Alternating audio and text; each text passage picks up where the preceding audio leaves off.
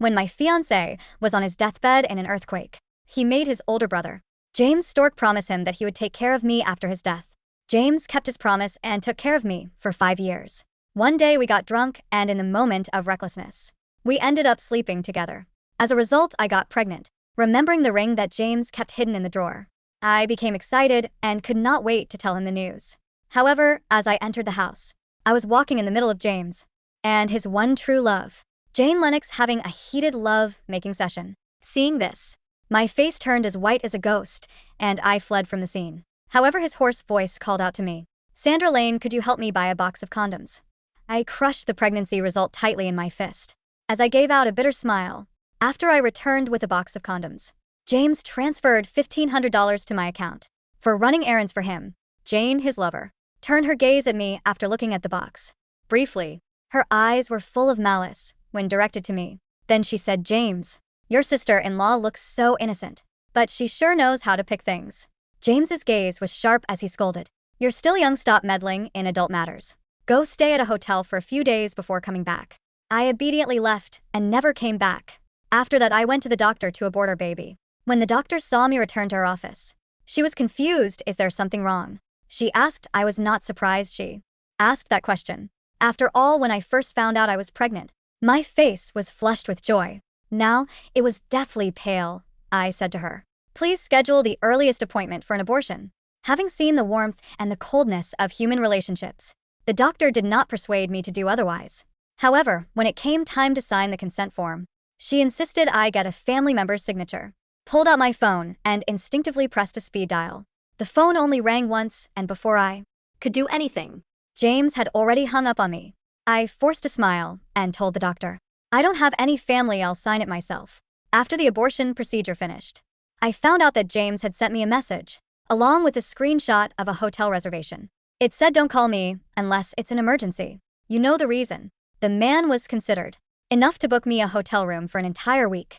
I was not dumb after I saw the diamond ring on that woman's finger. What else was there to understand? When I saw the diamond ring in the drawer, I was too foolish to think James had prepared it for me. Even more absurd, I thought he might remember that night of madness between the two of us. I looked at the bloody remains of the tiny life I had lost and left, and at that moment my heart turned into ashes. The superior luxury room hotel that I stayed in had everything that I needed. It was as cozy as the bedroom James had set up for me. However, as I curled under the blanket, all I could feel was a bone-chilling coldness. With trembling hands, I made a call. "Senior, you mentioned putting together a medical aid team for Africa. Count me in." Although thrilled, I wanted to join her. She was thoughtful and cautiously asked, "Sandra, didn't you say before that your brother-in-law wouldn't let you go to Africa? Did you two have a fight just because you're angry? Don't act on impulse and leave with me. If he finds out and becomes panics, he'll search everywhere to find you." It was understandable she had this concern. After that reckless night with James, I had sneaked away in embarrassment while he was still asleep. Later, he treated me the same as before, like his little sister, and acted as if nothing had happened. I was so angry with him. He had dared to do the deed but refused to own it. So I went traveling without saying a word to clear my mind. At that time, James turned the city upside down to find me. As a result, everyone knew that he treated his sister-in-law like his precious little sister. His act made me assume I must mean a lot to him. However, the reality was harsh.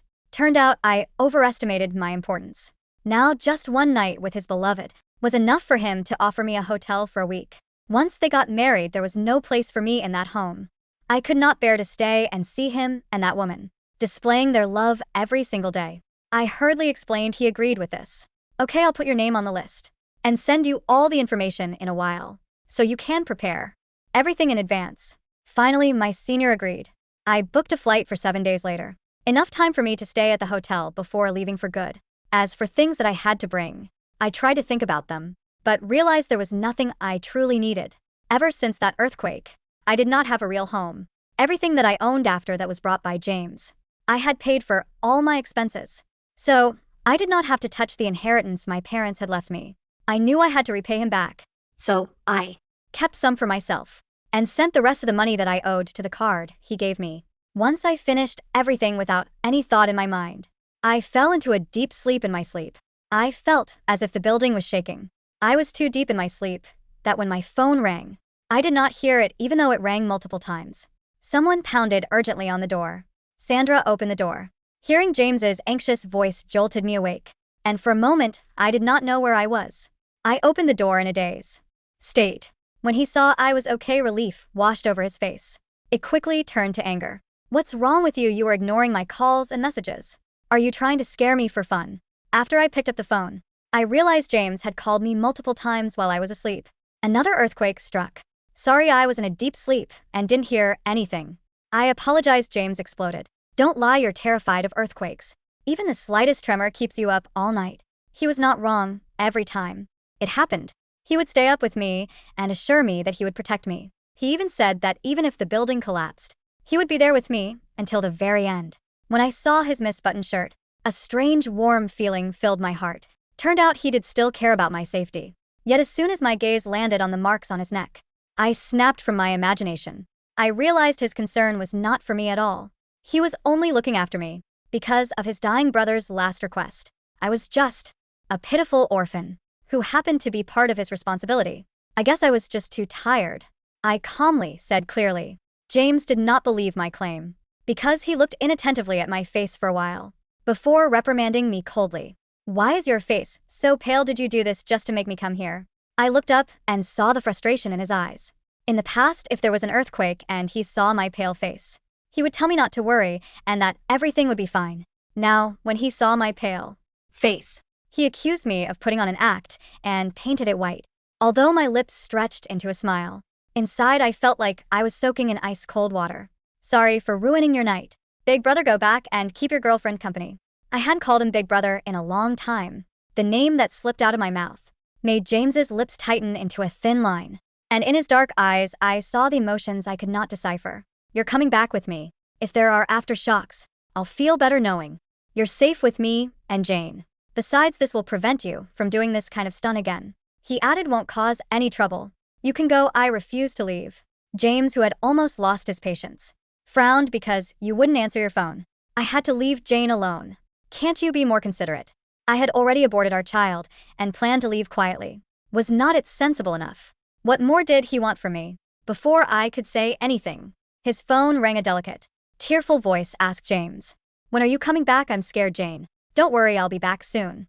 James assured her with a gentle tone while giving me a look. His eyes urged me to cooperate. The fact that he thought of me during the first sign of the earthquake was already enough for me. After all, we were not related by blood, and he had taken good care of me for years. If I still did not, that it was time to draw a line. I was being ungrateful. James was still on the phone when I refused to leave, so he picked me up and threw me over his shoulder, then carried me to the elevator. When I was busy struggling and telling him to put me down, I accidentally knocked his phone to the floor. Angry and frustrated with my antic, he slapped my backside hard. Crisp sound echoed down the hall. We were so shocked that we both froze at the same time. The warmth of his hand seeped through the thin fabric, making me feel uncomfortable when the thought of the mistake we made that night went through my mind. My cold body turned hot. The little girl who passed by covered her mouth and snickered as she ran away. I overheard her excitedly gossiping with her friend around the corner. I just saw the cutest couple. I bet they won't leave the hotel room for days. When James, who had been stunned silly because of his action, heard this, he immediately threw me to the floor. His usually calm demeanor shattered as his face flushed all the way down his neck. Look at the mess you've caused. This is a disaster. I should never have bothered about you. After saying this, he picked out his phone and stormed off the hotel. I used all my strength to steady myself by holding onto the elevator doors until they were about to close. I collapsed, unable to stand anymore. He was the one who tried to drag me away, and he was the one who crossed the line. If that was enough to embarrass him, what about his act of getting me pregnant? What did that mean? As my emotions surged, I felt a rush of blood flowing from between my legs. Darkness clouded my vision, and I fell backward. When the young woman saw me collapse, she shouted toward the elevator, "Hey, your girlfriend just fainted." I forced my eyes open, catching only a glimpse of the elevator numbers dropping steadily. The number stopped on the first floor and stayed there for a long-time girl who had been watching earlier rushed over and helped me up. When she saw the blood pooling beneath me, she was furious. What's wrong with him? Did your boyfriend just leave you here like this? Managed a bitter smile. You've got it wrong. He's not my boyfriend, however. She automatically assumed that we had argued and broken up. With her support, I tried to make my way back to the room, but after just a few steps, Everything went black, and I passed out completely. When I opened my eyes again, all I saw was white. The familiar smell of disinfectant told me I was in a hospital. "Are you awake?" asked the nurse. After she checked on me and confirmed that I was stable, she began to complain, "What's wrong with your emergency contact?" I had tried to call him so many times, but every time, he hung up on me. "You're lucky. The girl who brought you here covered your medical expenses." I pulled out my phone and looked at my call history. There was no doubt about it. James was truly angry this time, however. I did not have any intention to explain anything or make peace with him. I actually felt a sense of relief that he did not answer the phone. Otherwise, I could not hide the fact that I had just miscarried. I stayed in the hospital for a few more days before heading back to the hotel to collect my belongings. However, when I went there, I was told that James had already checked me out. The staff who handed me my luggage gave an apologetic look. There was a hint of amusement in their eyes. As I left, I overheard their gossip. Their words clear as day. "It seems she must have fallen out of favor. Right, of course. Mr. Stark is already engaged. There's no place for her now as his sister-in-law. I thought she'd be the one to win his heart after all these years. Turns out she lost to his true love instead." In the hotel lobby, a news report played on a screen, announcing James and James' engagement set for the next day. I acted like I didn't hear anything, flagged down a cab, and headed to the airport. As the cab moved, the scenery outside the window turned blurred, and I closed my eyes out of sheer exhaustion. The car kept driving much longer than it should have. When I opened my eyes, I realized something was wrong. Panic set in as I glanced at the rearview mirror. The masked driver's gaze flicked toward me. It was cold and snake-like. I tried to stay calm and discreetly pulled out my phone to call for help. Unfortunately, he realized my movement. He gave me a sinister smile and slammed on the brakes. "It's too late now," he sneered. The brake screamed, violently throwing my body forward. The seatbelt bit into my collarbone, knocking the breath from my lungs in a sharp gasp. Before I could recover, the driver hit a button, and the heavy thud of the child locks engaging echoed through the confined space of the cab. My heart hammered against my ribs, but strangely, the overwhelming panic I should have felt was absent. Instead, a cold, clinical clarity washed over me. When you have already lost your child, your dignity, and your only remaining family, the threat of death loses its sharpest edge. "Who sent you?" My voice was eerily steady, though my hands trembled as I slid them into my handbag. The driver let out a rough, grating laugh, his eyes flashing in the rearview mirror. "Doesn't matter. The lady paid a premium to make sure you miss your flight permanently. Said you were a pest that didn't know when to leave." The lady? Jane. It made sickening sense. She hid the ring, the man, and the upcoming wedding, but a woman as fiercely insecure as Jane Lennox could never tolerate the existence of the innocent sister-in-law who had shared her fiance's bed. He unbuckled his seatbelt and reached beneath the seat, pulling out a heavy metal wrench. The car was parked in a deserted alley behind a row of abandoned industrial warehouses, miles away from the airport route. Rain had begun to fall, drumming a steady, indifferent beat against the roof. "Don't make this hard," he grunted, twisting his body to reach back toward me. My fingers wrapped around the heaviest thing in my bag, a thick, solid glass bottle of perfume James had given me 2 Christmases ago. I had brought it purely out of muscle memory, a lingering ghost of my past. Now it would serve a better purpose. As the driver lunged over the console, ripping the partition screen back, I didn't shrink away. I drove the heavy glass bottle squarely into his face, with every ounce of strength my battered, post-operative body could muster. Glass shattered. He howled in agony, dropping the wrench as blood exploded from his nose, blinding him. I scrambled forward, grabbing the wrench from the floorboard. Without hesitating, I slammed it against the passenger side window. Once. Twice. On the third strike, the safety glass webbed and blew out into the rainy night. I threw myself through the window, the jagged edges tearing at my jacket and slicing my thigh. I hit the wet asphalt hard, the impact jarring my still-healing abdomen, but the surge of pure adrenaline masked the pain. I didn't look back. I ran into the maze of shipping containers and rusted machinery, the rain washing away my tears and my blood. I hid for 3 hours in the rusted hollow of a derelict truck. I listened to him curse, search, and finally drive away in a panic. Only when the silence stretched into dawn did I drag myself out. I didn't call the police. I didn't call James. If I involved the authorities, James would be notified. He would swoop in, play the reluctant savior, and Jane would simply try again once his back was turned. I was done being a pawn in their toxic love story. I walked 2 miles to a gas station, my clothes soaked and stained. I bought a cheap burner phone with the cash I had hidden in my shoe and called my senior. "Sandra? Where are you?" "Your flight boarded an hour ago," she demanded, panic lacing her voice. "I missed it. I rasped, leaning against the cold tile of the gas station bathroom. Something came up. Can you get me on the next cargo transport out? No commercial flights. Just get me out of the country today. She heard the deadness in my voice. She didn't ask questions. There's a medical supply plane leaving a private tarmac at noon. I'll text you the coordinates. Sandra, whatever happened, leave it behind.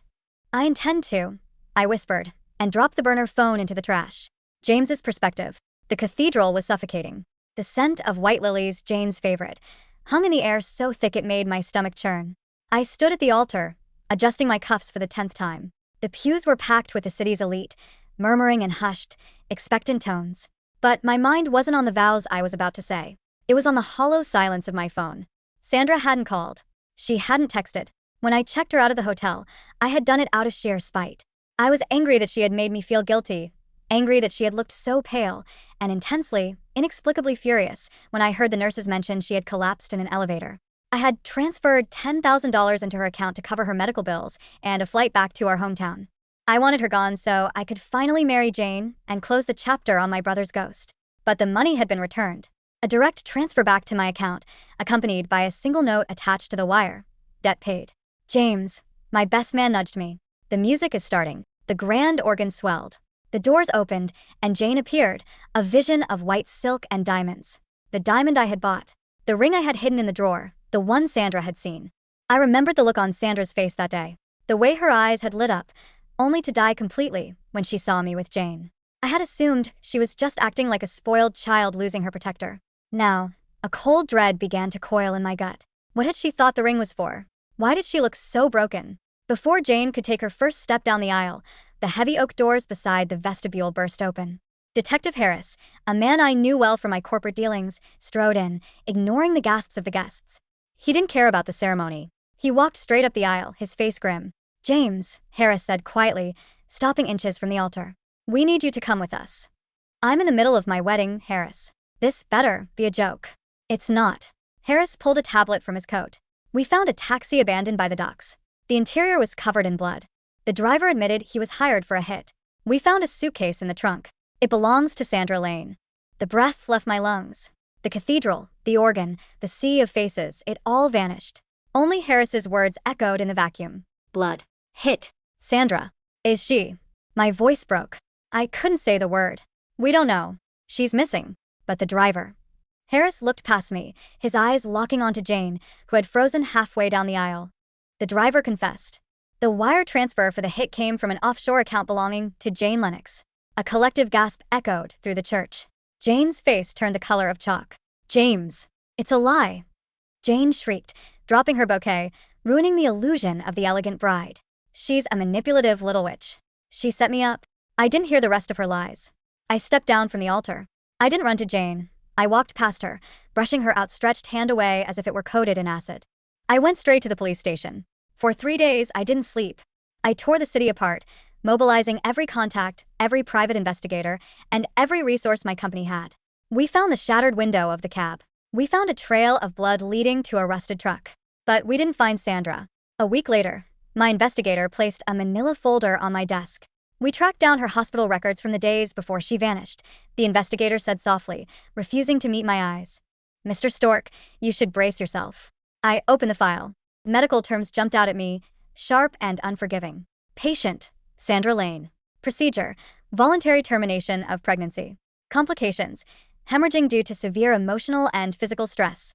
Patient fainted in elevator. The paper slipped from my hands, fluttering to the hardwood floor like a dead leaf. Pregnancy. The night we got drunk. The night I told myself was just a mistake, a blur of grief and alcohol. She had carried my child. She had gone to the clinic alone. She had called me. The speed dial I hung up on because I was busy comforting Jane over a thunderstorm. I had booked her a hotel room like she was a cheap mistress and told her not to call me. I fell to my knees in the empty office, the silence roaring in my ears. I pressed my face into my hands, but no tears came. Just a dry, agonizing, suffocating realization. I hadn't just failed my brother's dying wish. I had slaughtered the only pure thing left in my life. And now, she was gone. Sandra's perspective 3 years later. The sun in Nairobi didn't just shine. It burned, baking the red earth until it cracked like dry skin. Dr. Lane, we have 3 more malaria cases in tent 4. A local nurse called out, wiping the sweat from her brow. I'm on it, Tamina. Get 4 fluids prepped, and let's start the quinine. I tied my hair back with a faded bandana, snapping on a fresh pair of latex gloves. My reflection caught in the small mirror of the supply cabinet. I hardly recognized the woman staring back. Her skin was tanned deeply, the soft, innocent curve of her cheeks replaced by sharp, defined angles. The grief that used to make her eyes look like bruised petals was gone, replaced by a steely, unshakable calm. I had spent 3 years in Africa. I started as a medical assistant, throwing myself into the gruesome, beautiful reality of saving lives. I studied under my senior, took accelerated courses, and earned my place. There was no time to mourn a dead fiance, a lost baby, or a phantom lover when a child was bleeding out from a landmine injury in front of you. Africa didn't coddle me. It tore me down to the studs and rebuilt me in iron. You're working too hard, Sandra. I turned to see Dr. Elias Vance leaning against the tent frame. Elias was a British surgeon with a cynical sense of humor and kind eyes. He had been my anchor for the last 2 years. We weren't lovers. My heart was a locked box that I had thrown into the ocean, but he was my family. Real family. We have a VIP convoy arriving in an hour, Elias sighed, handing me a canteen of water. Some massive corporate conglomerate from the States is funding the new pediatric wing. They sent their CEO for a photo op. We all have to go play nice. I drank the water, savoring the coolness. Corporate types. They'll complain about the dust, take their photos with the orphans, and leave by sunset. I'll be in the surgical tent if you need me. No hiding, Lane. The director specifically asked for you to give the tour. You're the best at translating the medical jargon into donor speak. I groaned, but nodded. Fine. Give me 20 minutes to scrub up. An hour later, the roar of heavily armored SUVs cut through the quiet hum of the camp. Dust plumed into the air as the vehicles parked in the central clearing. I stood with the camp director and Elias, my arms crossed over my khaki scrubs, watching the doors open. The security detail stepped out first, followed by a tall man in a crisp, dark linen suit that looked absurdly out of place in the Savannah heat. The breath stalled in my chest. It was James. He had aged. The 3 years had not been kind to him. The silver at his temples, once distinguished, had spread, and his face was gaunt, the sharp lines of his jaw standing out harshly. There was a dark, hollow emptiness in his eyes that made him look like a walking corpse. I didn't panic. I didn't turn pale, and I certainly didn't run. I just felt a profound, exhausting annoyance. The camp director stepped forward, shaking his hand. Mr. Stork, welcome. We are deeply grateful for the Stork Foundation's generosity. James murmured a polite response, his eyes scanning the camp with a detached disinterest. Then, his gaze shifted to the welcoming committee. It landed on me. I watched the exact second his world stopped spinning. The polite, corporate mask shattered. His breath hitched audibly, loud enough for Elias to look at him strangely. The color completely drained from James's face, leaving him looking like a ghost. Sandra? His voice was a cracked, desperate whisper. He took a step forward, stumbling slightly, ignoring the director, ignoring his security. Sandra, is it you? I held my clipboard against my chest, my posture relaxed. I looked him dead in the eye, my voice even and cool. Welcome to the camp, Mr. Stork. I'm Dr. Lane. I'll be giving you the tour of the facilities your foundation is sponsoring. He stopped 3 feet from me, his hands trembling violently at his sides. He looked at my face, my dirt-smudged scrubs, the confident set of my shoulders. His eyes filled with unshed tears. You're alive, he choked out, raising a hand as if to touch my face. I thought for 3 years, I thought you were dead. I stepped back neatly, avoiding his touch. If we could proceed to the pediatric ward, Mr. Stork. We have a tight schedule, and I have surgeries this afternoon. I turned on my heel and began walking. I didn't look back to see if he was following. I knew he was. The tour was a silent agony for him. I spoke purely in medical terms, pointing out the equipment we needed, the infection rates we were combating, and the structural upgrades the pediatric wing required. James didn't look at a single piece of equipment. He stared only at me. When the tour ended, I retreated to my makeshift office, a small, tin-roofed structure with a desk and a cot. I was logging supply numbers when the door opened and closed. James stood there, having slipped away from his handlers. The silence between us stretched, heavy and suffocating. Jane is in prison, he said finally, his voice thick. She confessed to hiring the driver. The wedding never happened. I threw her to the wolves, Sandra. I continued writing on my ledger. That's a matter for the courts, Mr. Stork. It has nothing to do with me. Nothing to do with you? He crossed the room, slamming his hands down on my desk. The desperate grief in his eyes was naked now. It has everything to do with you. I tore the world apart looking for you. I haven't slept a full night in 3 years. I thought you died in that alley. You should have kept thinking that. It would have saved your foundation the trip. Sandra, please. He fell to his knees beside my chair. The great, powerful James Stork, reduced to a weeping, broken man on a dirty floor. He reached out and grabbed my hand. I didn't pull away, I just looked at his grip with clinical detachment. I saw the medical records, he sobbed, pressing his forehead against my knuckles. The clinic. The baby. Our baby. Oh God, Sandra. Why didn't you tell me? Why didn't you say anything? A cold flare of anger finally sparked in my chest. I gently, but firmly, pulled my hand from his grasp. Tell you? I laughed, a dry, bitter sound. I called you from the clinic. You hung up because Jane was scared of a thunderstorm. You told me to stay in a hotel and not bother you because you were busy playing the perfect fiance to the woman who would later put a hit out on me. He flinched as if I had shot him. I didn't know. I was a fool. I was trying to honor my brother, trying to do the right thing, and I was so terrified of how I felt about you that I pushed you away. Don't blame your cowardice on your brother, I said, my voice dropping to a deadly calm. Your brother asked you to take care of me. You didn't. You took my dignity, you took my heart, and then you treated me like a stray dog you were tired of feeding. As for the baby, it wasn't our baby, James. It was mine. And it's gone. Bleeding out on a hotel floor while you were out buying diamond rings. He let out a guttural sound of pure agony, burying his face in his hands. I'll do anything. I'll give up the company. I'll stay here. Let me spend the rest of my life making it up to you. Please, Sandra. I love you. I think I always have. 3 years ago, hearing those words would have been my salvation. I would have fallen into his arms and wept. Now they just sounded pathetic. Suddenly, the ground beneath us rumbled. A low, violent groan echoed through the earth. The tin roof rattled, and a jar of pens fell off the desk. An earthquake. Not a massive one, but a significant tremor. Instinctively, James lunged upward, throwing his arms around me, trying to shield my body with his own. I've got you. I'm here, I've got you. He yelled, living out the promise he had made to me years ago. But I didn't cower. I didn't turn pale. I didn't bury my face in his chest. Instead, I shoved him off me with a strength that shocked him. Stand down, James. I ordered sharply. I grabbed my trauma kit from the wall. The shaking stopped after 10 seconds. The moment the earth was still, I shoved past him, throwing the door open. Elias. I shouted into the dusty courtyard, assessing the panic. Check the surgical tent. Amina, get the generators running in case we lose the grid. I moved through the camp with absolute precision, calming patients, checking structural supports, entirely in my element. I was the rock. I was the protector. When the chaos settled, I turned back. James was standing in the doorway of my office, watching me. He looked utterly defeated. He finally realized the truth. The fragile, terrified girl who needed him to protect her from the earthquakes, the girl who craved his validation and love, was dead. She died in a blood-stained elevator, and she died in the back of a shattered cab. The woman standing before him didn't need him at all.